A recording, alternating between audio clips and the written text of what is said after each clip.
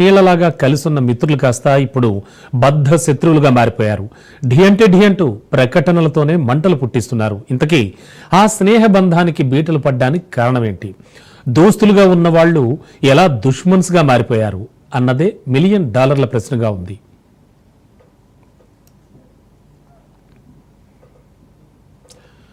ఇద్దరూ సమవుజ్జీలు, ఒకరిని ఒకరు ఢీకొట్టగల శక్తిమంతులు.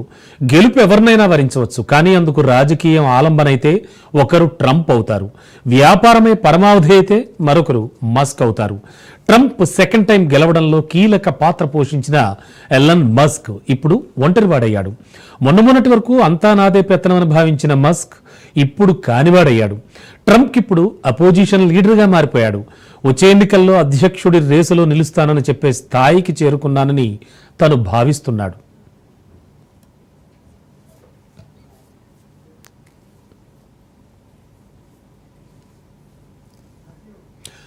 అమెరికాలో ట్రంప్ మస్క్ మధ్య గొడవలు తారస్థాయికి చేరుకున్నాయి. ఇద్దరి మధ్య విభేదాలు ఒక్కసారిగా భగ్గుమన్నాయి. దీంతో ఒకరిపై మరొకరు విమర్శలు గుప్పించుకుంటున్నారు.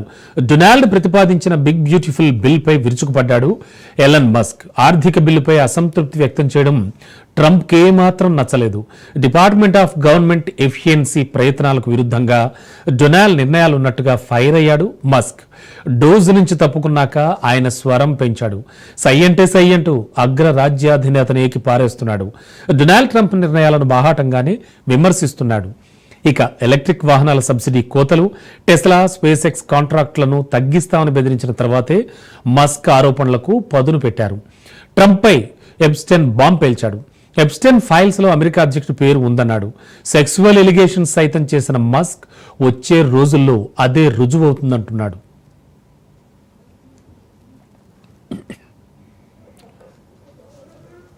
తన వల్ల ఎన్నికల్లో ట్రంప్ గెలిచాడని మస్క్ ప్రకటించాడు. అయితే ఎలన్ లేకపోయినా తన విజయానికి ఏం ఢోకా లేదంటున్నాడు డొనాల్డ్. బిగ్ బ్యూటిఫుల్ బిల్ విషయంలో మొదలైన గొడవ కాస్త ఇప్పుడు హద్దులు దాటిపోయింది. ఏ అధికారం కోసం అయితే ట్రంప్ కోసం పనిచేశారో అదే పవర్ కోసం కొత్త పార్టీ పెట్టేందుకు సమాలోచనలు చేస్తున్నాడు ఎలన్ మస్క్. అమెరికా అధ్యక్షుడికి గట్టిగానే షాక్ ఇచ్చేందుకు ప్రయత్నిస్తున్నాడు. ట్విట్టర్ వేదికగా కొత్త పార్టీ పెట్టాలా అంటూ పోల్ నిర్వహించాడు. ఈ పోల్కు నెటిజన్ల నుంచి విస్తృత స్థాయిలో స్పందన లభించింది. 80% మంది ఆయన కొత్త పార్టీ కోసం ఎదురు చూస్తున్నారు. కొందరు లిబరేషన్ పార్టీకి మద్దతు ఇవ్వాలని సూచించారు. మరికొంతమంది అయితే అలా చేస్తే ఓట్లు చీలిపోతాయి, ఫలితం డెమోక్రాట్లే మళ్లీ గెలుస్తారంటూ వాదిస్తున్నారు. మొత్తంగా మస్క్ పెట్టిన పోల్ అమెరికాలోనే కాదు, అంతర్జాతీయంగా కూడా హాట్ టాపిక్ అయింది.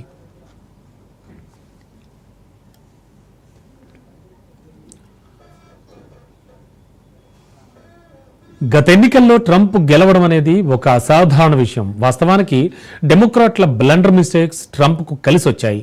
బైడెన్ అనారోగ్యం, డెమోక్రాట్ల చేతకాంతనం, మహిళా అభ్యర్థిని, పైపెచ్చు భారత్ మూలాలున్న వ్యక్తిని నియమించడంతో గత ఎన్నికల్లో ట్రంప్ భారీ మెజార్టీతో విజయాన్ని సాధించాడు. అనుకున్న మెజార్టీ కంటే మంచి విక్టరీని లభించింది. అమెరికా హిస్టరీలోనే ఇటీవలి కాలంలో గమనించదగ్గ అంశం ఏంటంటే ట్రంప్ చేస్తోన్న ప్రచారం, వ్యాఖ్యలు అన్నీ కూడా తన చుట్టూ తానే గొయ్యి తవ్వుకున్నట్లుగా మారాయి. షార్ట్ బ్రేక్ తీసుకుందాం. బ్రేక్ తర్వాత వెల్కమ్ బ్యాక్. వస్తున్నా మీకోసం అంటున్నారు ప్రపంచ కుబేరుడు ఎలన్ మస్క్. అంటే కొత్త పార్టీ పెడదామని ఆల్రెడీ ట్విట్టర్లో ఒక సర్వే కూడా చేయించారు. ఆల్రెడీ ఒక అభిప్రాయాన్ని తీసుకున్నారు ఆయన. 80% మంది అయితే ఓకే అంటున్నారు, జై కొడుతున్నారు. మరి నేపథ్యంలో ప్రపంచ రాజకీయాల్లో పెద్దన్న పాత్ర పోషిస్తున్నటువంటి యుఎస్లో ఏం జరగబోతోంది? మరో కొత్త పార్టీ రాబోతోందా? మస్క్ బిజినెస్ మెన్ గా ఉన్నటువంటి ఎలన్ మస్క్ ఖచ్చితంగా పార్టీ పెట్టే ఛాన్స్ ఉందా? పార్టీ పెడితే ఎలాంటి పరిణామాలు వస్తాయి? అసలు అక్కడ ఒక పార్టీకి వ్యాక్యూమ్ ఉందా? మనకి తెలిసి 2 పార్టీలే ప్రధానంగా పేర్లు వినబడుతూ ఉంటాయి, కానీ అంతకు మించే అక్కడ పార్టీలు చాలా చాలా ఉన్నాయి. కాకపోతే అంత పెద్దగా ప్రభావాన్ని అయితే చూపించవు ఎన్నికల్లో. అయితే ఇప్పుడు ఎలన్ మస్క్ తనకున్నటువంటి ఆ ధనంతో కావచ్చు, తనకున్న పవర్తో కావచ్చు, తనకున్న పేరుతో కావచ్చు, తను పెట్టబోయే పార్టీ ఎలా ఉండబోతోంది? నిజంగా పార్టీ పెట్టే ఛాన్స్ ఉందా? ఎన్నికల్లో పోటీ చేస్తారా? ఇలా రకరకాల ప్రశ్నలు నెటిజన్ల మనసులో మెదులుతూ ఉన్నాయి. మొత్తం అంతా కూడా ఆసక్తిగా గమనిస్తున్నారు ఈ పరిణామాలన్నీ. మరి ఈ సందర్భంలో రాజ్ న్యూస్ స్పెషల్ డిబేట్ చేస్తోంది, వస్తున్నా మీకోసం అంటూ ఇదే అంశానికి సంబంధించి. దీంట్లో మనతో మాట్లాడడానికి విశ్వేశ్వరరెడ్డి గారు, గ్లోబల్ తెలంగాణ అసోసియేషన్ ఫౌండర్గా ఉన్నారు, అండ్ కోటేశ్వరరావు గారు, సీనియర్ అనలిస్ట్, అండ్ బాబు గోగినేని గారు, అనలిస్ట్. ముగ్గురు కూడా మనతో పాటు లైవ్ లో సిద్ధంగా ఉన్నారు. సార్ ముగ్గురికి గుడ్ ఈవినింగ్ అండి. నమస్కారం. సార్ ఎస్ సార్ ముందుగా విశ్వేశ్వరరెడ్డి గారు, ఓవరాల్ గా చూస్తే కనుక యుఎస్ లో ఈ పరిణామం ఏంటి, ఎలా ఆలోచించాలి అంటే మస్క్ ఎప్పుడైతే ఈ యొక్క పోల్ నిర్వహించారో అప్పటి నుంచి కూడా ఈ అందరికీ చాలా అతిపెద్ద సందేహం వచ్చేసింది. మరి ఈ నేపథ్యంలో ఎలా చూడొచ్చు ఈ విషయాన్ని? బేసికల్ గా దాని గురించి మాట్లాడకంటే ముందు యాక్చువల్ గా వాట్ హ్యాపెండ్ లాస్ట్ 2 days రోజుల నుంచి చేస్తే బేసికల్ గా ఏం జరుగుతుంది అంటే యుఎస్ లో as I live in Washington DC, this is the political capital of the world. So Donald Trump ఇప్పుడు కొత్తగా కంట్రీకి ఒకటి ట్యాక్స్ బిల్ తీసుకొచ్చారు.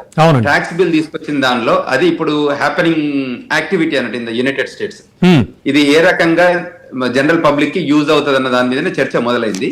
సో అందులో Trump is very serious about this bill to approve. దీంతో చాలా మందికి బెనిఫిట్ అవుతుంది, దీనివల్ల అమెరికా గ్రేట్ అగైన్ అవ్వడానికి ఆస్కారం ఉంది అనేది ఆయన ఆలోచన విధానం. దాని గురించి అందరూ అలైన్ అయ్యారు. సో నెక్స్ట్ కాంగ్రెస్ లో అది అప్రూవ్ అయింది, then it has to go to senate to approve. So ఇందులో భాగంగా ఇందులో ఒకటి మేజర్ గా ఏంటంటే ఎలాన్ మస్క్ కి మనకి ఏదైతే టెస్లా కార్స్ ఉన్నాయో అదే విధంగా ఈ బ్యాటరీ కార్స్, సో వాటి మీద కొన్ని సబ్సిడీ ఉన్నాయి, అది ఇవ్వడానికి ఆస్కారం ఉండేది, దాన్ని అవాయిడ్ చేయించడానికి కోసం ప్రయత్నం జరిగింది. అది బేసికల్ గా అక్కడ మీకు మేము వీళ్ళిద్దరిని ఎట్లా చూస్తామంటే we don't treat him as a politician, shrewd politician and crooked business man లాగా చూస్తుంటాం. They are typical not a regular politician లాగా చూడమన్నట్టు. సో అంచేత ఇక్కడ జరుగుతుంది ఏంటంటే వాళ్ళిద్దరిని జరుగుతున్న inside war in the business దాంతో మొదలైంది ఇది స్లో. అంటే it's business, both are a business mans. So ఆ బిజినెస్ మ్యాన్స్ ఏ రకంగా తీసుకుంటారన్న దాని మీద జరిగిన చర్చతో మొదలైంది, మెల్లిమెల్లిగా తీసుకొచ్చింది. సరే ఇప్పుడు మీరు తీసుకొచ్చిన సబ్జెక్ట్ తీసుకొచ్చి పార్టీ పెడితే ఎలా ఉంటుంది, పార్టీ రన్ అవుతే ఎలా ఉంటుంది అంటే పార్టీ పెట్టడానికి ఎవరికి ఇబ్బంది ఏం లేదు. కానీ ఈయన Elon Musk is not born in the United States, he born in Pretoria in South Africa. So he never become a president of the United States even if you run a party. అంటే you have to work with someone to become an president. So in that situation speculation వస్తుంది చూడండి, ఆ కొట్లాటలో భాగంగా కోపంలో భాగంగా తారాస్థాయికి వచ్చినప్పుడు వాళ్ళు ట్వీట్లు చేసుకున్నారు ఒకరికొకరు. నిన్న ఎస్టర్డే ఈవినింగ్ 4:30 వరకు ఇద్దరు ట్వీట్లు చేసుకున్నారు. ఈయన చెప్పేది ఏంటంటే నేను నా వల్లనే నువ్వు గెలిచావు అనేది ఈయన చెప్పారు. ఎలాన్ మస్క్ డొనాల్డ్ ట్రంప్ మీద ఒక మేజర్ అలిగేషన్ వేసి నేను లేకపోతే నువ్వు గెలిచే అవకాశం లేదు, అసాధారణ పరిస్థితులలో నా వల్లనే నువ్వు గెలిచావని ఈయన చెప్పారు. ఆయన ఏమన్నారు, నేను అసలు నీకు ఇచ్చిన ఈ బెనిఫిట్స్ అవన్నీ కలిసి గవర్నమెంట్ ఇచ్చిన బెనిఫిట్స్ కాంట్రాక్ట్స్ ఇవన్నీ తీసేస్తే యుఎస్ గవర్నమెంట్ ఎక్కడనో ఉంటుంది, ఆ టాక్సెస్ వైజ్ ఎన్నో బిలియన్స్ సేవ్ అవుతుంది అనేది ఆయన వాదన. సో ఇది ఓన్లీ ట్విట్టర్ వార్ అంటే వాట్ ఎవర్ ఎక్స్ వార్ అనొచ్చు అని చెప్పాలంటే. ఇప్పుడు ట్విట్టర్ బికమ్ ఎన్ ఎక్స్ కాబట్టి ఎక్స్ వార్ లాగా నడిచింది. తర్వాత ఇప్పుడు ఏ రకంగా వాషింగ్టన్ డీసీ వేదిక ఏదైతే పొలిటికల్ బాడీస్ ఉన్నాయో వాళ్ళు యాక్చువల్ గా మళ్ళీ వీళ్ళిద్దరి మధ్య సయోధ్య కుదిర్చే ప్లాన్ లో ఉన్నారు. ఎందుకంటే it's only war of words, it's not a real war. ఎందుకంటే టిపికల్ గా మార్కెటింగ్ ఎబిలిటీ, స్కిల్, నాలెడ్జ్ వీళ్ళిద్దరికి చాలా బాగుంది ఇండస్ట్రీలో కానివ్వండి. కాబట్టి so they are using war of the words తప్ప రియల్ గా నిజంగా వెళ్తారా మళ్ళీ నేను కూడా స్పేస్ లో నేను డికమిషన్ చేస్తా అని ఇలాన్ మస్క్ చెప్పడం ఓన్లీ జస్ట్ ఫ్యూ స్టేట్మెంట్స్ వచ్చాయి ఇటువైపు అటువైపు. అయితే ఇందులో బిగ్గెస్ట్ లూజర్ ఎవరు అంటే నిన్న టెస్లా స్టాక్స్, ఎవరైతే టెస్లా స్టాక్స్ కొన్నారో సో నిన్న అరౌండ్ 150 బిలియన్ వరకు దానిలో ప్రైస్ తగ్గి దాదాపు 13 లక్షల కోట్ల సంపద సార్. Correct correct. అంత డబ్బు ఎవాపరేట్ అయిపోయింది అందులో సేల్స్ చేసిన వాళ్ళందరివి. సో బేసికల్ ఇది అంటే ఇంపాక్ట్ అనాలిసిస్, ఒకటి స్టాక్ మార్కెట్, రెండోది పాలిటిక్స్, తర్వాత ఈ కరెంట్ ట్రెండ్స్ లో డొనాల్డ్ ట్రంప్ తీసుకునే ప్రతి నిర్ణయం కూడా ఎవ్రీ డే మార్నింగ్ ఒక కొత్త నిర్ణయాలు తీసుకుంటాడు. డే బిఫోర్ ఎస్టర్డేనే మళ్ళీ ఆయన 12 కంట్రీలను బ్యాన్ చేశారు. అవును సార్, ఎగ్జాక్ట్లీ అవును. So these are all happening. అంటే every day America great again లో భాగంగా ఏమవుతుందంటే ఇక్కడ within the country there are number of issues going on inside the homeland security. Department of homeland security రీత్యా ఏదైతే ఇబ్బందులు ఎదుర్కొంటున్నామో దాని based మీదనే జడ్జిమెంటల్ గా తీసుకుంటున్నారు. తీసుకున్న నిర్ణయాల మీదనే రోజు stock market up and down అవుతుంది, టారిఫ్స్ మీద అవుతుంది, టాక్స్ మీద అవుతుంది, యూరోపియన్ కంట్రీస్ మీద కానివ్వండి, ఆస్ట్రేలియా కానివ్వండి, ఆఫ్రికా కానివ్వండి, వేరే వరల్డ్ కంట్రీస్ లో వాళ్ళు ఏ రకంగా టారిఫ్స్ ని ఇంపోజ్ చేస్తున్నారో దాని బేస్డ్ మీద కూడా స్టాక్ మార్కెట్ రోజు డైనమిక్ గా చేంజ్ అవుతున్నాయి. ఒక రోజు టారిఫ్ మార్నింగ్ చేస్తారు, మళ్ళీ మధ్యాహ్నం వరకు దాని మీద డిస్కషన్స్ అంటారు, సాయంత్రం వరకు దాని మీద మేము ఒక చర్చలోకి వచ్చాము, వీ హ్యావ్ లెసర్ టారిఫ్స్ అంటారు. సో ఇందులో మార్నింగ్ నుంచి ఈవినింగ్ వరకు స్టాక్ మార్కెట్ ఎలా ఉంటుంది, దాని ఇంపాక్ట్ ఆ బేసిస్ మీదనే, అంటే యూజువల్ గా స్టాక్ మార్కెట్ ఎలా ఉంటుందంటే వాయిసెస్ మీదనే చేంజెస్ ఉంటాయి. డెసిషన్ మేకింగ్ మీద లేటర్ ఉంటుంది కానీ when the voice came out with some version, then automatically it will impact right away on the stock market. Yes. So దాని వల్ల చాలా మంది ఇన్స్టేబుల్ అవుతుంది మార్కెట్ లో, వల్ల చాలా మంది మనీ లూజ్ అవుతున్నారు. yes sir sure నిన్న టెస్లా స్టాక్స్ చూసుకుంటే yes sir sure ఓవరాల్ గా పిక్చర్ గా చూస్తుంటే పార్టీ పెట్టకపోవచ్చు కానీ పార్టీ దీని మీద ఒక స్పెక్యులేటివ్ ఐడియాలజీ, ఎందుకంటే ఈ has a lot of business interest. So ఎప్పుడైనా రాజ్యాధికారం ముందు బిజినెస్ అనేది నిలబడలేదు, ఎందుకంటే పవర్ అండ్ బిజినెస్ మధ్యలో ఫైట్ జరిగితే power will remain strong. Governmental entity కాబట్టి ఈయన మీద ఎన్నో రకాల ఇంపోజెస్ చేయగలుగుతారు వాళ్ళు, ఇష్యూస్ దాని మీద. యాక్చువల్ ఆయన దగ్గరకు వచ్చేసి ఆయన ఇమిగ్రేషన్ మీదనే డిపోర్ట్ చేసగలిగే ఇష్యూస్ ఉన్నాయని కూడా చెప్పొచ్చు.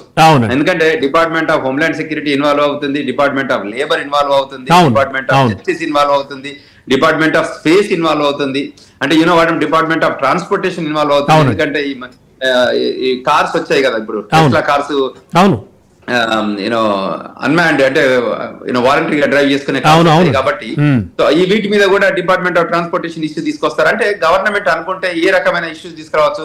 ఆయన is migrated from south Africa to America కాబట్టి ఈయనకి గ్రీన్ కార్డ్ ఎలా వచ్చింది, ఈయనకి సిటిజన్షిప్ ఎలా వచ్చింది, ఇవన్నీ కూడా అంటే ఇంకా తవ్వకాలు జరుగుతాయి. సార్ కోటేశ్వరరావు గారు, ఓవరాల్ గా చూస్తే కనుక అంటే ఒకప్పుడు ట్రంప్ కూడా బిజినెస్ మ్యానే, అఫ్ కోర్స్ ఇప్పుడు కూడా, మరి అటువంటి బిజినెస్ మ్యానే ఇప్పుడు పొలిటికల్ గా ముందుకొద్దామని అనుకుంటున్నారు. మరి ఈ నేపథ్యంలో ఓవరాల్ ఇష్యూస్ చూస్తే కనుక మనం డైలీ కూడా ఇంటర్నేషనల్ ఇష్యూస్ స్పెషల్ డిబేట్ లో మాట్లాడుతూ ఉంటాం. ఏమనిపిస్తాం సార్ ఓవరాల్ గా?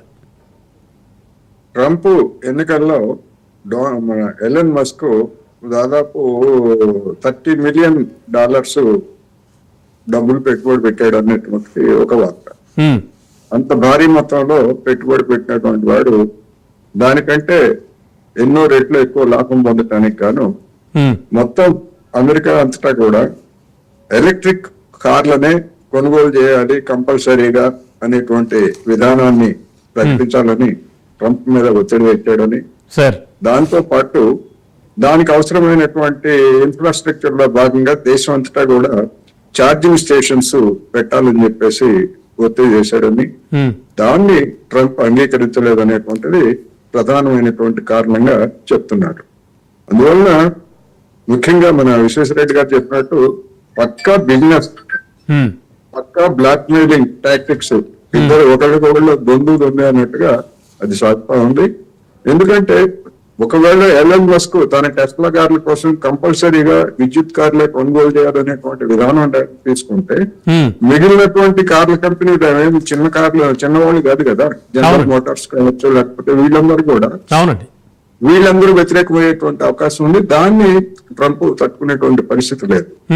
ఇది అసలైనటువంటి కారణంగా చెప్తున్నారు. దానికి గాను రకరకాలుగా సరే నిన్న వాళ్ళు ట్వీట్ చేశారు, ఇవాళ మనం మాట్లాడుకునేటువంటి ఈ సమయానికి కావచ్చు లేదా ఇంకో కొద్దిసేపటి తర్వాత కానీ ఇద్దరు ప్రైవేట్ గా మాట్లాడుకోవడానికి ఇద్దరు యాక్సెప్ట్ చేశారని చెప్పేసి అధ్యక్ష భవనం ఒక ప్రకటన, ఒక లేటెస్ట్ న్యూస్ అండి. లేటెస్ట్ న్యూస్ ఇద్దరు మాట్లాడుకోవడం నిర్ణయించారు. టైం అయితే చెప్పలేదు కానీ మాట్లాడుకోవడం అయితే ఖాయం అని చెప్పేసి అధ్యక్ష భవనం కన్ఫర్మ్ చేసింది. రెండోది నా డ్రాగన్ స్పేస్ అదేదైతే ఉన్నదో దాన్ని డిస్మాంటిల్ చేస్తానని చెప్పేసి ఎలన్ మస్క్ బెదిరించాడు. దాని నుంచి కూడా వెనక్కి తగ్గాడు ఎలన్ మస్క్. అందుకని ఇవన్నీ కూడా ఉద్రేకం మీద చేసినటువంటి ఈ ప్రకటనలు ఇవన్నీ కూడా ఇద్దరు బిజినెస్ మధ్య రాజీ పట్టడానికే ఎక్కువ అవకాశాలు ఉన్నాయి అనేటువంటిది లేటెస్ట్ గా వస్తున్నటువంటి వార్తలు. ఎందుకంటే మిగిలినటువంటి వాళ్ళు కూడా రంగంలో దిగుతారు. అవునండి. ఈ విధంగా ఇది ఎందుకు వచ్చిందంటే నా అభిప్రాయం ప్రకారం అమెరికా క్యాపిటలిజం లో తలెత్తినటువంటి ఒక తీవ్రమైనటువంటి సంక్షోభం, వైరుధ్యము దీనికి ఈ విధంగా ప్రెసిపిటేట్ అయిందనేది నాకు కనిపిస్తా ఉంది. అందుకని విదేశీ విధానంలో అంటే ఇతర దేశాలతోటి ట్రంప్ టారిఫ్ వార్ ని ఎదుర్కొంటున్నాడు. ఆ టారిఫ్ వార్ ని కనుక ఇంప్లిమెంట్ చేసేట్లయితే స్వదేశంలో ఉన్నటువంటి జనం వాళ్ళ మీద విపరీతమైనటువంటి భారాలు పడతాయి కనుక ఇలాంటి పనులు చేస్తే మేము అంగీకరించామని చెప్పేసి ఏప్రిల్ నెలలో దాదాపు 20 లక్షల మంది అమెరికా చరిత్రలో దాదాపు ఇటీవల కాలంలో మొదటిసారిగా 20 లక్షల మంది ప్రదర్శనలు చేసి అవునండి ట్రంప్ విధానాలను వ్యతిరేకించారు. అందువల్ల ట్రంప్ కి ఇంట బయట రెండు కూడా గోడ దెబ్బ చెంపదెబ్బ అన్నట్టుగా రెండు కూడా సమస్యలు ఉన్నాయి. ఈ నేపథ్యంలో ట్రంప్ ని బ్లాక్ మెయిల్ చేసి తన ప్రయోజనాలు, ఎందుకంటే ఇటీవల కాలంలో టెస్లా కంపెనీల షేర్లు అనేటువంటివి ఎక్స్పెక్ట్ చేసిన విధంగా పెరగకపోగా తగ్గిపోయాయి. ఇంతకు ముందు కూడా తగ్గిపోయాయి. నిన్న పోయినటువంటి $152 బిలియన్ కాదు, అంతకు ముందు కూడా ఇంకా తగ్గిపోయాయి. అందుకని ఆ నేపథ్యంలో వచ్చినటువంటి తగాద ఈ రూపంలో ప్రెసిపిటేట్ అయింది. అయితే నేను అనుకోవడం ట్రంప్ ఎలన్ మస్క్ ఏదో కొత్త పార్టీ పెడతాడనో లేకపోతే ఇంకోటో నేనైతే అనుకోవట్లేదు. ఎందుకంటే ఒక పార్టీ పెట్టాలన్నా లేకపోతే ఇప్పుడున్నటువంటి రెండు పార్టీలు ప్రధానమైనటువంటి పార్టీలకు ప్రత్యామ్నాయం రూపొందించడం అంటే అమెరికా చరిత్రలో ఇప్పుడున్నటువంటి పరిస్థితుల్లో అది జరిగేది కాదు. ఒకవేళ జరిగితే అది ట్రంప్, ఎలన్ మస్క్ లేదా డెమోక్రటిక్ పార్టీ, రిపబ్లికన్ పార్టీల చేతుల్లో అది ఉండదు. అది వేరే రూపం సంతరించుకునేటువంటి అవకాశం కూడా ఉంటుంది. అయితే అటువంటి భౌతికమైనటువంటి పరిస్థితులు ఇప్పుడు లేవు. ఉద్రేకం మీద చేసినటువంటి ప్రకటనలు, ప్రగల్భాలు తప్ప మరొకటి కాదనేది నా అభిప్రాయం. షూర్ సార్ ఒక్క బ్రేక్ తీసుకుందాం అండి. బ్రేక్ తర్వాత గోగినేని బాబు గారితో మాట్లాడదాం. ఒక షార్ట్ బ్రేక్ తీసుకుందాం స్పెషల్ డిబేట్ లో. Welcome back. వస్తున్నా మీకోసం అంటున్నారు మస్క్. దీనికి సంబంధించి మనం డిస్కషన్ చేస్తూ ఉన్నాం. మనతో పాటు ఈ డిస్కషన్ లో విశ్వేశ్వరరెడ్డి గారు, global Telangana association founder Koteswararao గారు అనలిస్ట్, అలాగే బాబు గోగినేని గారు అనలిస్ట్ మనతో పాటు లైవ్ లో ఉన్నారు. వారితో మాట్లాడుతున్నాం. సార్ బాబు సార్, చాలా రోజులైంది మీతో మాట్లాడి. ఇన్ఫాక్ట్ ఇప్పుడు జరుగుతున్నటువంటి సిచ్యువేషన్స్ అన్ని చూస్తుంటే కనుక యుఎస్ లో అంటే ప్రతిరోజు ఒక సెన్సేషనే విశ్వేశ్వరరెడ్డి గారు చెప్పినట్టుగా అండ్ కోటేశ్వరరావు గారు చెప్పినట్టుగా కూడా ఇది ఆ పెద్దగా జరిగేదేం కాదు, ఆల్రెడీ ఇద్దరు కలుస్తున్నారు అనేటువంటి విషయం కూడా తెలుస్తోంది. ఇన్ఫాక్ట్ వాట్ హ్యాపెన్ సార్, అంటే ఎలా అర్థం చేసుకోవాలి దీన్ని? అంటే మనం పర్టికులర్ గా కంగారు పడి అర్థం చేసుకోవాల్సిన అవసరం లేదండి. ఎందుకంటే గత 100 రోజుల్లో రేపు ఏం జరుగుతుంది, ఆ తర్వాత ఏం తమాషా జరుగుతుంది అన్న ఒక క్లౌన్ షో చూస్తా ఉన్నాం మనం. సో మరి పెద్ద ఆందోళన చెందాల్సిన అవసరం లేదు. కానీ ఒక ముఖ్యమైన విషయం ఏంటంటే జరగాల్సిన డ్యామేజ్ జరిగిపోయింది. అదేంటంటే ఈ గత 3 నెలల్లో ప్రెసిడెంట్ ట్రంప్ కానీ ఆయనతో ఉన్న టీం కానీ రిపబ్లికన్ పార్టీ యొక్క ప్రాస్పెక్ట్స్ ని ఇర్రిపేరబుల్ గా డ్యామేజ్ చేశారు. ఇది ఎప్పుడు తెలుస్తుంది అని అంటే నవంబర్ 26లో, అంటే ఒక 17 నెలలు ఇప్పటికీ. అప్పుడు మిడ్ టర్మ్ ఎలక్షన్స్ అంటారండి. మిడ్ టర్మ్ ఎలక్షన్ అంటే స్మాల్ కరెక్షన్, విశ్వేశ్వరరెడ్డి గారు హౌస్ ఆఫ్ రిప్రజెంటేటివ్స్ ని కాంగ్రెస్ అన్నారు. కాంగ్రెస్ లో హౌస్ ఆఫ్ రిప్రజెంటేటివ్స్ ఉంటారు, సెనెట్ ఉంటుంది. సో హౌస్ ఆఫ్ రిప్రజెంటేటివ్స్ 435 మంది మెంబర్స్ అంటే వాళ్ళ లోక్సభ అనుకోండి. అట్లాగే సెనెట్ లో 135 మందికి ఎలక్షన్లు, 50 రాష్ట్రాల్లో 35 రాష్ట్రాలకి గవర్నర్ ఎలక్షన్లు జరుగుతాయండి. Just 17-18 months from now. వీళ్ళు చేస్తున్న ఈ క్లౌన్ షో యొక్క ఫలితాలు, పర్యవసానాలు మనం అప్పుడు చూడబోతున్నాం. But damage has been done. Damage has been done to the Republican party and Republican party has damage the country. ఇప్పుడు you have to look at it as a multi dimensional disaster. ఏమైంది, Elon Musk ఉన్నాడు, అతనితో కాంగ్రెస్ ఒప్పుకొని ఒక department, ఇంకా కాంగ్రెస్ కి ముందు పెట్టని ఒక department, department of government excellence, efficiency అని పెట్టి 2.5 లక్షల మందిని ఉద్యోగాల నుంచి తీసేశారు. అవునండి.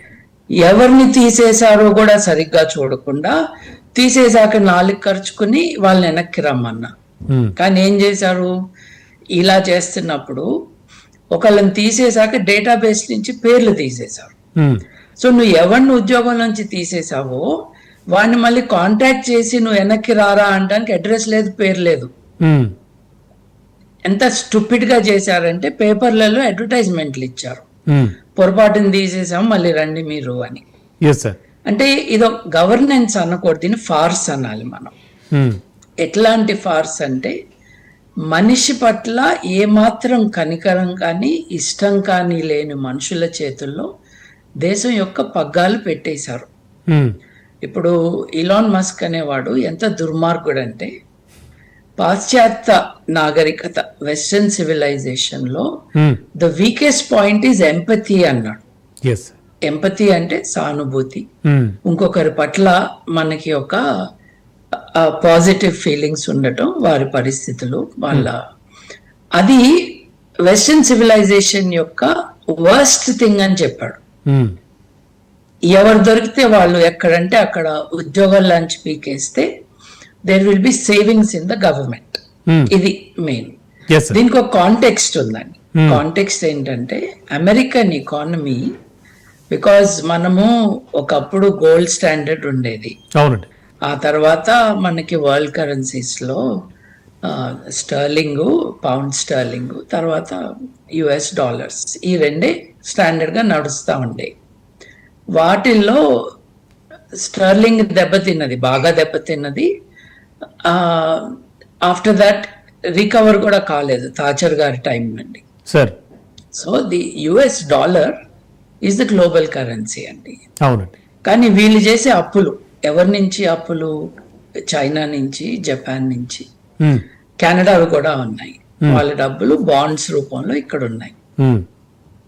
బడ్జెట్ లోట్ అని అంటాం కదండి, డెఫిషియన్సీస్. అది రెక్లెస్ గా ఖర్చు పెడుతూ, డాలర్ వాళ్ళ చేతిలో ఉంది కదా, ఫెడరల్ రిజర్వ్ వాళ్ళదే కదా, ప్రింటింగ్ కి మింట్ వాళ్ళ చేతిలోనే ఉంది కదా అని ఈ లోటును పూడ్చడానికి నోట్లు ఎక్కువ ప్రింట్ చేయటం అన్నది అలవాటైంది. బట్ ఇట్స్ బ్యాడ్ ఎకనామిక్స్ కదండి, చాలా డేంజరస్ పొజిషన్ లోకి వెళ్ళింది.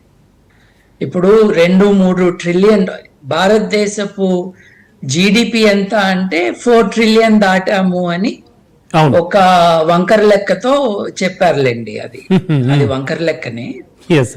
బట్ 4 ట్రిలియన్ అంత డెఫిసిట్ అమెరికాలో ఉంటదండి బడ్జెట్ లోట్. భారతదేశం యొక్క జీడిపి అంతా అమెరికాలో బడ్జెట్ లోట్ అనుకుందాం ఫర్ ఈజ్ ఆఫ్ ఎక్స్ప్లెనేషన్. ఇది తగ్గాలి అని ఎకానమిస్టులు చెప్తూ ఉన్నారు.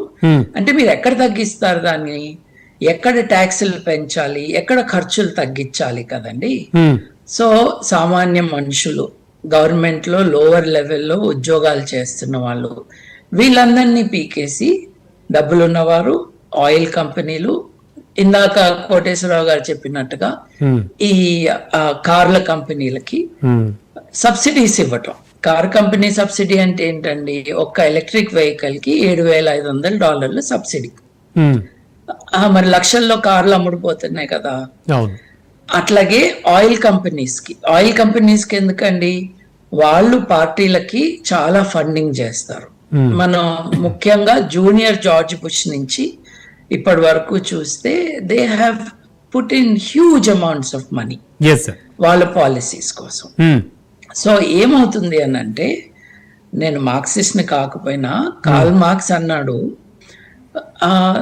Politics will be the hand మేడన్ of business capital. అంటే ధనం యొక్క పాలేర్లుగా ఉంటారు రాజకీయ నాయకులు అని. అటువంటి పాలేర్లు కావాలి అని ఈ అత్యంత ధనికులైన ఇలాన్ మస్క్ కానీ ఆయన లాంటి వాళ్ళు కానీ ఉన్నారు. ట్రంప్ అధికారంలోకి వచ్చాక ఒక్క బిల్ గేట్స్, సత్య నాదెల్లా, టిమ్ కుక్ వీళ్ళని పక్కన పెడితే మిగతా టెక్ బిలియనర్స్ ఉన్నారు చూడండి, వాళ్ళందరూ మిడిల్ ఏజ్ పీపులేనండి. వాళ్ళకి డెమోక్రసీతో సంబంధం లేదు, వాళ్ళ కంప్యూటర్లు, వాళ్ళ పనులు, టెక్నాలజీ. వారిలో పీటర్ థీల్ అని ఒక దుర్మార్గుడు ఉన్నాడు. వాడు, ఈలాన్ మస్క్, వీళ్ళందరూ కలిసి పేపాల్ స్థాపించడం చేశారు. Peter Thiel, Elon Musk South Africans. అవునండి, వాళ్ళు జాత్యహంకార సౌత్ ఆఫ్రికా నుంచి వచ్చి తెల్లవాళ్ళనే కాపాడాలి అన్న ఒక మిషన్ తో వాళ్ళు రాజకీయంలో ఉంటూ, పీటర్ థీల్ అన్నాడు, నేను ఎలక్షన్ లో గెలవకపోవచ్చు కానీ నేను టెక్నాలజీని వాడుకుని పీపుల్ ని ఇన్ఫ్లుయెన్స్ చేయొచ్చు. మీకు గుర్తుండే ఉంటుంది, కేంబ్రిడ్జ్ అనలిటికా స్కాండల్స్, ఫేస్బుక్, వీళ్ళందరూ కలిసి, అప్పటి ట్విట్టర్ నేడు ఎక్స్, వాళ్ళందరూ కలిసి పీపుల్ ని ఇన్ఫ్లుయెన్స్ చేయటం.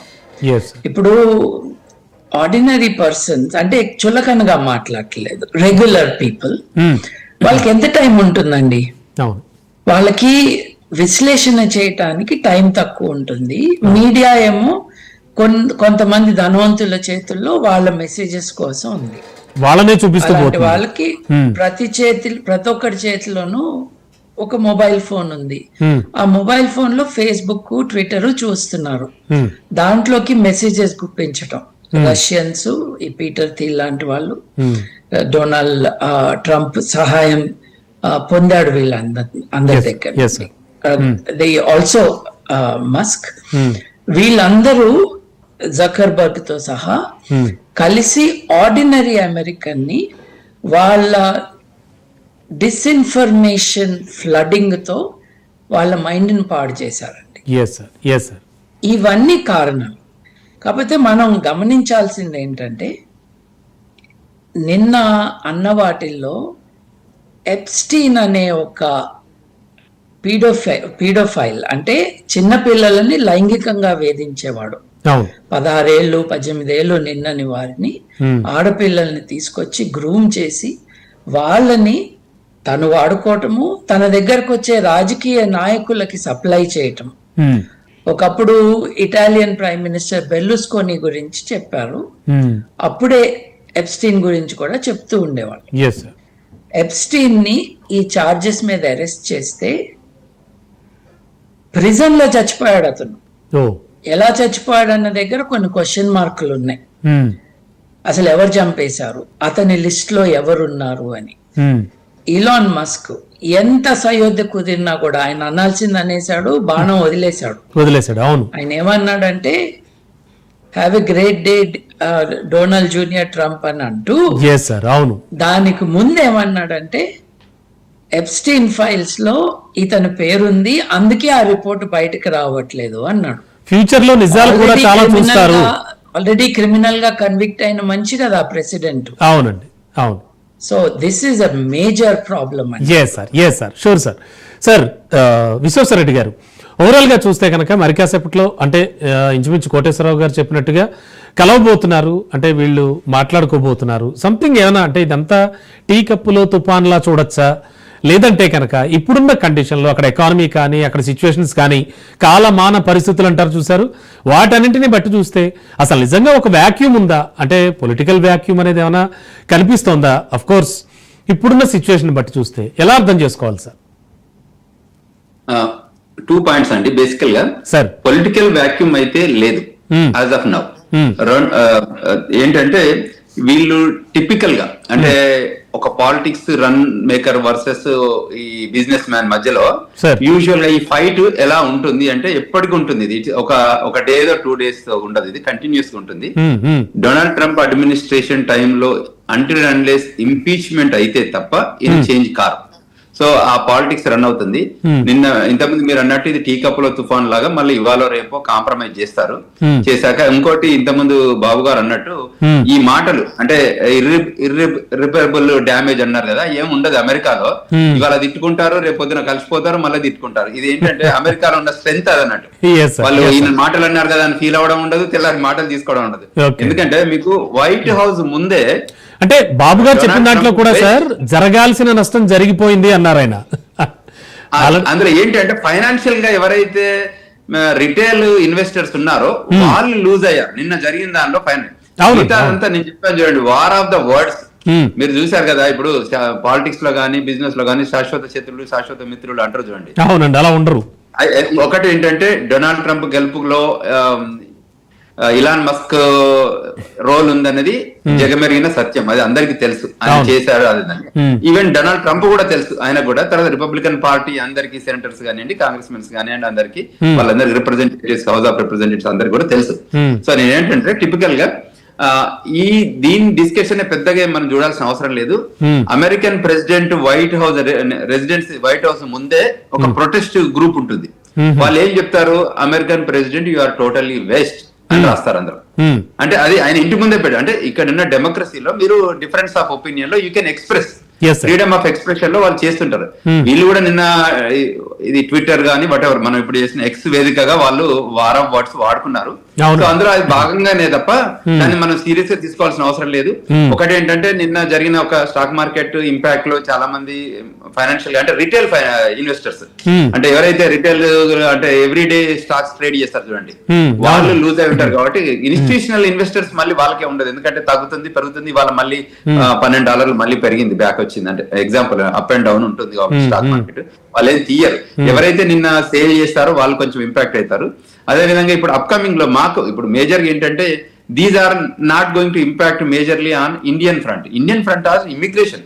మనకి ఎవరైతే ఇక్కడికి వచ్చారో ఇమిగ్రేషన్ లాలో ఇంపాక్ట్ అవుతున్నారో ఎవరిని చూస్తామంటే స్టూడెంట్స్ ని చూస్తాము, H1B ప్రోగ్రామ్ చూస్తాము, గ్రీన్ కార్డ్ ని చూస్తాము, సిటిజన్షిప్ ప్రోగ్రామ్ చూస్తాము. ఈ లైన్ లో మనకి ఏమైనా ఇంపాక్ట్ అవుతుందా?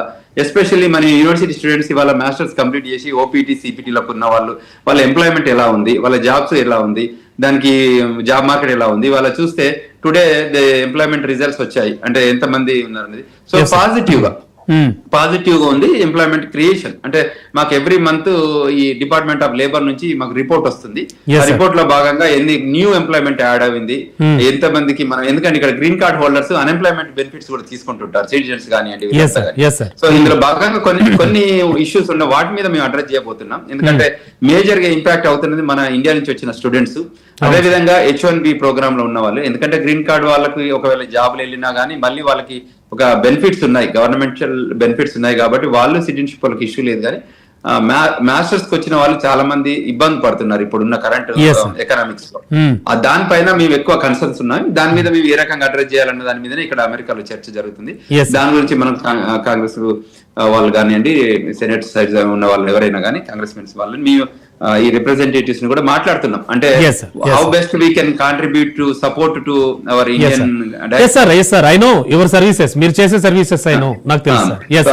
అది మేజర్ గా అంటే మనకి readily impact of our Indian students కాబట్టి వీటి మీద జరుగుతుంది. సో ఈ మిగతా మీరు అన్నట్టు ఈ రెండు వీళ్ళిద్దరి మధ్యన ఇవాళ రేపట్లోనే వాళ్ళకి ఒకటి టేబుల్ లో కాంప్రమైజ్ కి వస్తారు, ఏదో ఒక చర్చలు అవుతాయి మళ్ళీ. ఎందుకంటే they are both are business men. Anyway రోజుల నుంచి బయటకు వచ్చారు, ఆయన మోర్ బిజినెస్ సైడ్ థింక్ చేస్తారు కాబట్టి ఆయన అందులోకి ముందే ప్రోగ్రామ్ లోకి వెళ్ళి బయటకు వచ్చారు. ఒకటి ఏంటంటే నాసా ఏంటంటే ఏమంటారు, ఒకసారి పవర్ అంటుకుంటే బిజినెస్ మ్యాన్ కి ఎలా ఉంటుందో మీకు తెలుసు కదా. Power hungriness, power senate congress mens అందరికి కూడా ఈయన ఫండింగ్ తోనే గెలిచిన వాళ్ళు ఉన్నారు కదా. సో వాళ్ళందరినీ కూడా ఈయన లైన్ లో ఉంటారు. సో ఆ లైన్ లో ఏ రకంగా చేంజ్ ఆఫ్ గవర్నెన్స్ లో కూడా ఉంటుందో, రేపు పొద్దున ఏం జరుగుతుందో చూస్తారు. అయితే ఆల్టర్నేటివ్ పాలిటిక్స్ లో బేసికల్ గా ఏంటంటే ఇన్స్టిట్యూషన్ లో కూడా చూసి ఆల్టర్నేటివ్ పాలిటిక్స్ లో అయితే తప్ప గానీ రిపబ్లికన్ పార్టీకి ఇప్పుడిప్పుడే వచ్చిన ఇబ్బంది ఏం లేదు.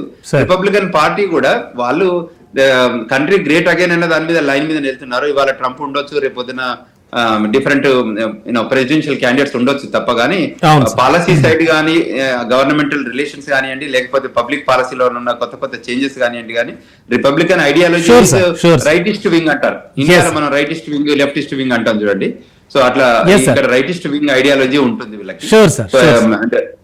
సో ఆ లైన్ లోనే ఎక్కువ థింక్ చేస్తాం మనం. Definitely sir. ఒక స్మాల్ బ్రేక్ తీసుకుందాం, బ్రేక్ తర్వాత డిస్కషన్ కొనసాగిద్దాం.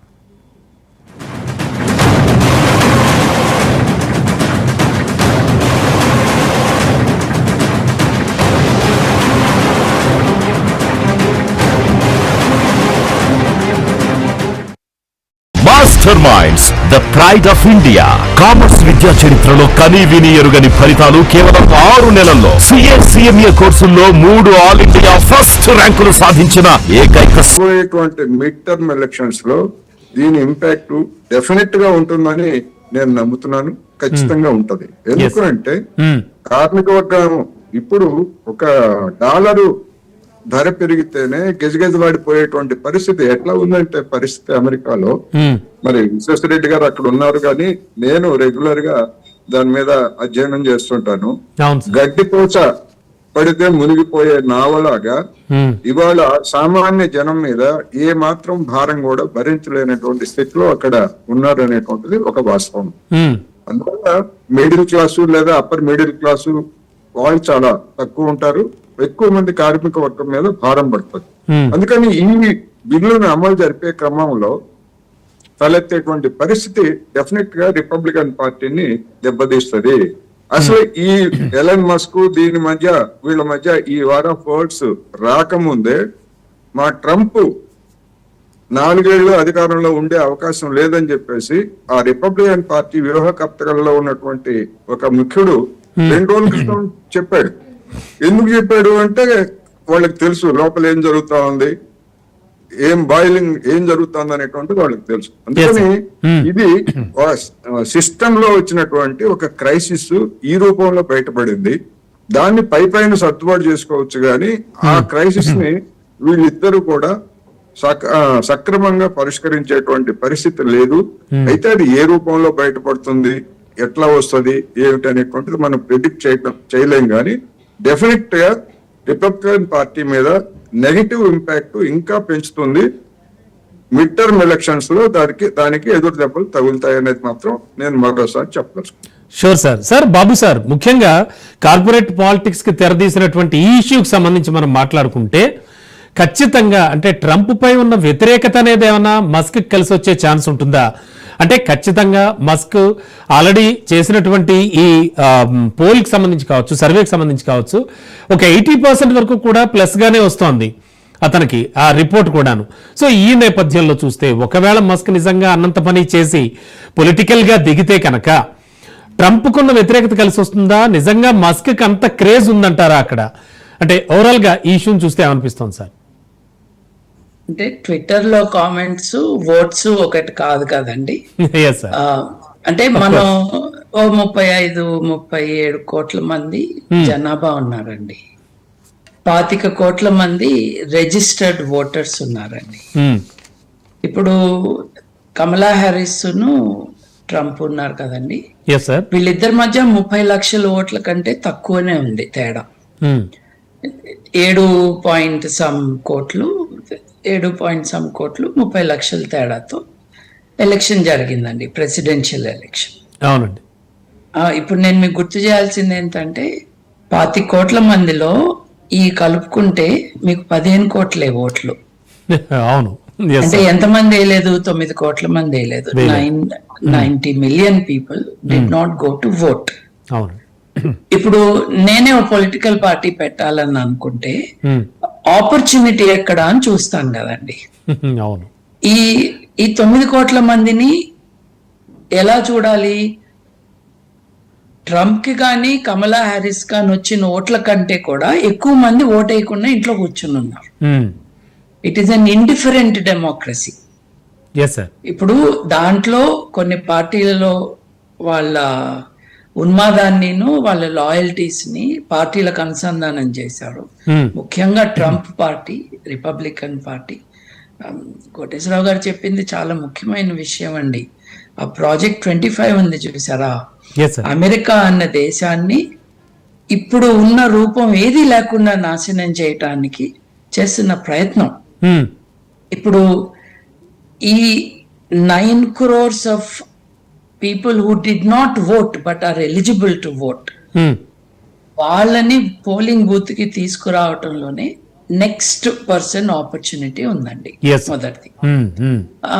మనం ఇంకొకటి చూడాలి. 1800s బిగినింగ్ నుంచి ఇప్పటి వరకు పేర్లు కొంచెం మారినాయి. ఫెడరలిస్ట్ పార్టీ అనేవాళ్ళు. ఇప్పుడు అమెరికా ఫౌండింగ్ టైంలో జెఫర్సన్ కానీ లేకపోతే హ్యామిల్టన్ కానీ వీళ్ళందరూ ఉన్నప్పుడు దాని federalist party, anti federalist party అన్నారు. తర్వాత అవి స్ప్లిట్ అయినాయి. రిపబ్లికన్ నేషనలిస్ట్ పార్టీ అన్నారు, డెమోక్రాటిక్ పార్టీ అన్నారు. అప్పుడండి 1850s లో డెమోక్రాటిక్ పార్టీ ఇవాళ డెమోక్రాటిక్ పార్టీకి ఎంటైర్లీ ఆపోజిట్. ఇప్పుడు లెఫ్ట్ ఆఫ్ సెంటర్, కొంచెం లెఫ్టిస్ట్ ఇది అని అంటాం కదా, అవునండి. దానికి ఎంటైర్లీ ఆపోజిట్ గా ఉండేది డెమోక్రాటిక్ పార్టీ ఒక 150-160 ఏళ్ల క్రితం. పేర్లు అలా ఉన్నాయి, ఒకడు గాడిద ఒకడు ఏనుగు సింబల్స్ పెట్టుకుని ఎలక్షన్లలో దిగుతున్నారు. They adapted their policies broad గా. ఇవాళ రైట్ వింగ్ లెఫ్ట్ వింగ్ అంటున్నాం కదండి. అవునండి. వీళ్ళిద్దరూ కాకుండా దేర్ ఆర్ థర్డ్ పార్టీస్. ఇప్పుడు జిల్ స్టైన్ అని ఒక ఆవిడ ఉంది, గ్రీన్ అలయన్స్ అని ఉంది, లిబర్టేరియన్ పార్టీ ఉంది. ఇప్పుడు మీరు ఫ్రీడమ్ పార్టీ ఏదో అన్నారు, నాకు ఆ పార్టీ పేరు తెలియదండి. నాకు తెలిసిన పేరు లిబర్టేరియన్ పార్టీ. అంటే government minimum interference in governance అని అట్లా మాట్లాడుతూ ఉంటారు. వెరీ మినిమల్ గవర్నెన్స్, అనార్కీ కాదు కానీ దాదాపు అక్కడ దాకా వెళ్ళేటట్టుగా ఉంటుంది. వీళ్ళందరినీ కలిపితే 30 లక్షల ఓట్లు వచ్చినాయండి. జిల్ స్టైన్ గానీ మిగతా వాళ్ళు ఒక 6-7 పార్టీలు. So 30 lakhs votes versus 7.5 crores means nothing అండి. So there is no chance there is an alternative to these two parties. But I am very confident ఈ మిడ్ టర్మ్ తో ట్రంప్ గాలి దిగిపోతుంది. హవా పోయింది ఆల్రెడీ. ఇవాళ ప్రతి ఒక్కడి లైఫ్ లో ఇంటర్ఫియరెన్స్ ఎట్లా కెలికారంటేనండి, ఇండియాలో రైట్ వింగ్ ఏం పనులు చేస్తుందో అక్కడ అదే చేస్తున్నారు. ఎవరిని రాత్రి సరిగ్గా నిద్రపోనట్లేదు. పొద్దున్న లేచేటప్పటికి ఒక పాలసీ, ఒక విషయం, ఈయన కెలక, వాడిని వీని దేశం బయటకు పడయా, వాడిని జైల్లో పెట్టా, ఇంకో దేశం పంపియా, ఇమ్మైగ్రేషన్, దొంగలు అని పౌరుల మీద యుద్ధం ప్రకటించే ప్రభుత్వాలు ఏవి కూడా మనలేవండి. ప్లస్ ఏం జరిగింది, తన ఇనాగరేషన్ కి ఎంతమంది అయితే వచ్చారో వాళ్ళందరికీ, అంటే ఎంతమంది వచ్చారంటే నేను ఈ టెక్ బిలియనర్స్ గురించి చెప్తున్నాను. Elon Musk is a billionaire, Trump is also a billionaire. వాళ్ళందరిని ఎంటేసుకుని సౌదీ అరేబియా పోవటము, ఖతార్కి పోయి విమానం తెచ్చుకోవటము. ఇప్పుడు రెంటింగ్ అంటారండి, ట్రిబ్యూటరీ సిస్టమ్. అంటే మీరు జమీందారులు ఎట్లా అయితే బ్రిటిష్ ప్రభుత్వానికి ప్రతి సంవత్సరం ఇంత ఇచ్చుకునే వాళ్ళు, అట్లా ప్రతి ఒక్కడు తనను తాను కాపాడుకోవటానికి, తన బిజినెస్ ఇంట్రెస్ట్ ని ప్రిజర్వ్ చేసుకోవటానికి కప్పం కడుతున్నారు. ఇప్పుడు చాలా ముఖ్యమైన మాట చెప్పాడు క్యాంపెయినింగ్ అప్పుడు డొనాల్డ్ ట్రంప్. ఏమన్నాడంటే, వాషింగ్టన్ డీసీలో లాబీ గ్రూపులు ఉన్నాయి, ఈ లాబీ గ్రూప్స్ ఎలెక్టెడ్ కాదు, వాళ్ళకి ఇన్ఫ్లుయెన్స్ ఉండడానికి లేదు అన్నాడు. అతనన్న 1-2 మంచి విషయాల్లో అదొకటి, యుద్ధాన్ని నేను ఒప్పుకోను, యుద్ధాలు ఉండకూడదు అన్నాడు. ఎలెక్ట్ అవ్వంగానే ఏం చేశాడు, తనతో డిన్నర్ కి రావటానికి 10 లక్షలు అంటే $1 million తో టికెట్ ఎవడు కొనుక్కుంటాడో, అంటే పళ్ళానికి $1 million ఇచ్చి ఆయన పక్కన కూర్చుని ఆయన అటెన్షన్ పొంది తమ పాలసీస్ ని, ప్రభుత్వం పాలసీస్ ని తమకు అనుకూలంగా మార్చుకోవటానికి ఇన్ఫ్లుయెన్స్ పెడ్లింగ్ అంటారు కదా, అది ఆయన చేయటం, వీళ్ళు తీసుకోవటం. తనకు ఒక రిసార్ట్ ఉంది మారాలోగోలో, ఫ్లోరిడాలో. అక్కడ ఎవడు అద్దుకుంటాడు, ఇప్పుడు చైనా నుంచో జపాన్ నుంచో ఒక ప్రభుత్వాధికారి వస్తాడండి, వాళ్ళు అక్కడ తీసుకుపోతాడు. ఎందుకంటే వచ్చినోడు 200 మందితో వస్తాడు, ఒక విమానంతో నిండిపోయి వస్తాడు. వాళ్ళందరూ అక్కడ రూములు, మళ్ళీ వాళ్ళకి బిల్డింగులు. అంటే ఈ కాన్ఫ్లిక్ట్ ఆఫ్ ఇంట్రెస్ట్ ఎంత పచ్చిగా ఉందంటే చూడండి, ఇజ్రాయెల్లో ఇజ్రాయెల్ పాలస్తీనా గొడవలో అక్కడ రివియరా అంటే సౌత్ ఆఫ్ ఫ్రాన్స్ లో అద్భుతంగా ఉండే ఒక ధనికులందరూ వలస వెళ్లే ప్రాంతం అండి అది రివియరా అంటే. కోట్ల ఆస్తులు ఉన్న వాళ్ళు కాన్ ఫిల్మ్ ఫెస్టివల్ అప్పుడు ఆ విన్యంలో అక్కడ వాళ్ళు బస చేసి ఎండాకాలంలో అక్కడ ఉండి జల్సాలు చేసుకుని పోతారు. అట్లాంటిది ఇప్పుడు 1,00,000 మందికి పైగా ప్రాణాలు, పిల్లల ప్రాణాలు పోయి, ముసలి వాళ్ళ ప్రాణాలు పోయి, ఇది విలవిల్లాడిపోతున్న పాలస్తీనా ఏరియాలో అదంతా నేను తీసుకుని దాన్ని డెవలప్ చేస్తా అన్నాడు. ఎవరి కోసం? ఇప్పుడు యుద్ధంలో డిస్ట్రాయ్ అవుతుందండి. ఇప్పుడు జర్మనీ అంతా డిస్ట్రాయ్ అయింది కదా సెకండ్ వరల్డ్ వార్ లో, దాన్ని రీబిల్డ్ చేశారు మార్షల్ ప్లాన్ తో. కానీ ఒక కంపెనీకి లేదు సొంత కంపెనీకి లేదు అల్లుడు కంపెనీకి లబ్ధి చెందటానికి కాదు. అవునండి. ఇక్కడ సౌదీ అరేబియా పోయి గోల్ఫ్ కోర్సులు అట్లాగే బిల్డింగులు తన పేరుతోనే, ఎస్ సార్, అంటే ఎటువంటి జంకు లేదనమాట. Yes sir, yes. మనం ఎటువంటిది అవినీతి అయినా చేసేయచ్చు, ఇవాళ మొత్తం దేశం నా గ్రిప్ లో ఉంది అని ఎస్ ఆయన అనుకుంటున్నాడు. ఆయన డెఫినెట్లీ సార్, డెఫినెట్లీ 30 లక్షల ఓట్ల తేడాతోనే ఆయన గెలిచాడు. Yes sir, yes sir. మీరు జగన్మోహన్ రెడ్డి ప్రభుత్వం మర్చిపోవద్దు, 151 వచ్చినాయి అని విరవీగుతూ ఉన్నారు. అప్పుడు 30 లక్షలు 40 లక్షల ఓట్ల డిఫరెన్సే. అవును సార్. ఇప్పుడు విరవీగుతున్నారు ఆయన 11 మోహన్ రెడ్డి అని. ఆ 11 కింద 1 కోటి చిల్లర ఓట్లు ఉన్నాయి. అంటే ఈ ఫస్ట్ పాస్ ద పోస్ట్ అన్నది మనల్ని it will not let us see the reality. Yes sir, yes sir. మన సిస్టమ్ బాగాలేదు, దామాషా పద్ధతి ఉంటే నిజమైన స్ట్రెంగ్స్ బయటకు వస్తాయి. So what I'm saying is, మనకి అమెరికాలో ఒక ప్రిమిటివ్ సిస్టమ్ ఉందండి ఆఫ్ ఎలక్షన్, ప్రెసిడెన్షియల్ సిస్టమ్ గానీ. ఇప్పుడు మెజారిటీ వస్తే గంపగుత్తగా అందరూ పోతారండి ఓడిపోయిన వాళ్ళు. అంటే ఏంటి, 1 కోటి మంది ఓటేసి 1,20,20 లక్షల మంది ఓటేస్తే 1,20 లక్షల మందికి అసెంబ్లీలో రిప్రజెంటేషన్, 1 కోటి మందికి లేదు. వాళ్ళకు ఉండాలి కదా ఏదో ఒకటి. అవును, వాళ్ళకి ఇష్టం లేకపోయినా కూడా షూర్ సార్, షూర్. ఆ ఓటేసిన అందరికి రిప్రజెంటేషన్ రావాలి కదా, అది లేదు. Definitely sir, sure. And Trump అనే ఆయన మతాన్ని తీసుకొచ్చాడు, ఆడవాళ్ళ హక్కుల్ని డ్యామేజ్ చేసి. అవును.